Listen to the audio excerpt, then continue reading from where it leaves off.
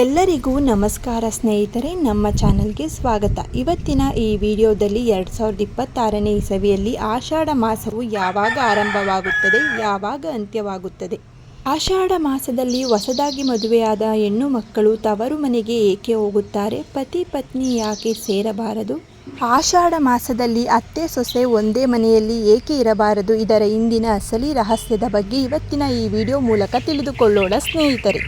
2026ರಲ್ಲಿ ಆಷಾಢ ಮಾಸವು ಹಿಂದೂ ಪಂಚಾಂಗದ ಪ್ರಕಾರ ಅತ್ಯಂತ ಪವಿತ್ರವಾದ ಮಾಸವಾಗಿದೆ. ಕರ್ನಾಟಕದ ಪಂಚಾಂಗದ ಪ್ರಕಾರ ಆಷಾಢ ಮಾಸವು 2026ರಲ್ಲಿ ಜುಲೈ 15ನೇ ತಾರೀಕಿನಂದು ಪ್ರಾರಂಭವಾಗಿ ಆಗಸ್ಟ್ 12ನೇ ತಾರೀಕಿನಂದು ಮುಕ್ತಾಯಗೊಳ್ಳುತ್ತದೆ. ಆಷಾಢ ಮಾಸವನ್ನು ಕೆಲವು ಸಂಪ್ರದಾಯಗಳಲ್ಲಿ ಶೂನ್ಯ ಮಾಸ ಎಂದು ಕರೆಯುತ್ತೇವೆ. ಈ ಅವಧಿಯಲ್ಲಿ ಮದುವೆ, ಗೃಹ ಪ್ರವೇಶ, ಉಪನಯನ, ನಾಮಕರಣ ಮುಂತಾದ ಶುಭ ಕಾರ್ಯಗಳನ್ನು ನಡೆಸುವುದಿಲ್ಲ. ಆದರೆ ದೇವರ ಆರಾಧನೆ, ಜಪ, ದಾನ, ಧರ್ಮ ಮತ್ತು ವ್ರತಾಚರಣೆಗಳಿಗೆ ಈ ತಿಂಗಳು ಅತ್ಯಂತ ಪವಿತ್ರವಾಗಿದೆ. ಆಷಾಢ ಮಾಸವನ್ನು ಅಶುಭ ಮಾಸವೆಂದು ಕರೆಯಲಾಗುತ್ತದೆ. ಈ ಮಾಸದಲ್ಲಿ ಹೊಸದಾಗಿ ದಾಂಪತ್ಯ ಜೀವನಕ್ಕೆ ಕಾಲಿಟ್ಟ ದಂಪತಿಗಳನ್ನು ಪರಸ್ಪರ ದೂರವಿಡಲಾಗುತ್ತದೆ.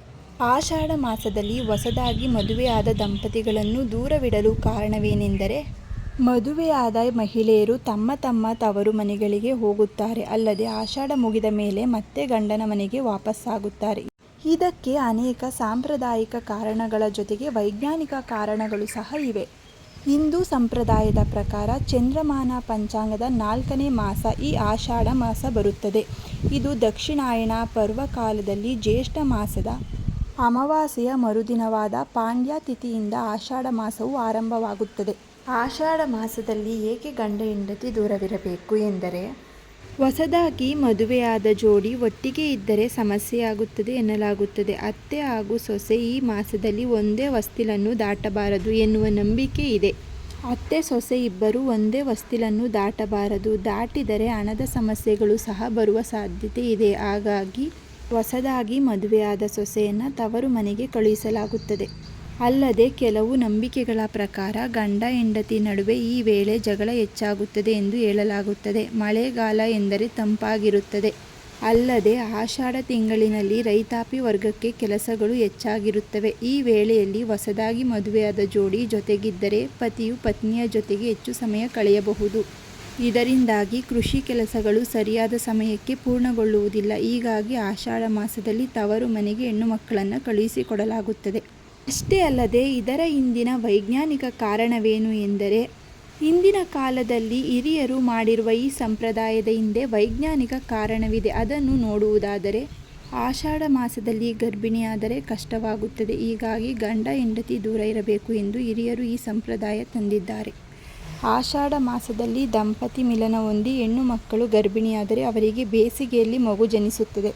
ಆರೋಗ್ಯದ ದೃಷ್ಟಿಯಿಂದ ಆಷಾಢದಲ್ಲಿ ಗರ್ಭಿಣಿಯಾದರೆ ಮಗುವಿನ ಜನನವು ಬೇಸಿಗೆಯ ತೀವ್ರ ಬಿಸಿಲಿನಲ್ಲಿ ಆಗುವುದರಿಂದ, ಅಂದರೆ ಏಪ್ರಿಲ್ ಅಥವಾ ಮೇ ತಿಂಗಳಲ್ಲಿ ಆಗುತ್ತದೆ ಹೆರಿಗೆಯು. ಇದರಿಂದ ಹುಟ್ಟುವ ಮಗುವಿಗೆ ಅನೇಕ ರೋಗಗಳು ಬರಬಹುದು. ಜೊತೆಗೆ ನೀರಿನಿಂದ ಉಂಟಾಗುವ ಕಾಯಿಲೆಗಳು ಕೂಡ ಹೆಚ್ಚಾಗುತ್ತವೆ. ಈ ಸಮಯದಲ್ಲಿ ಉಷ್ಣಾಂಶ ಹೆಚ್ಚಾಗಿರುತ್ತದೆ.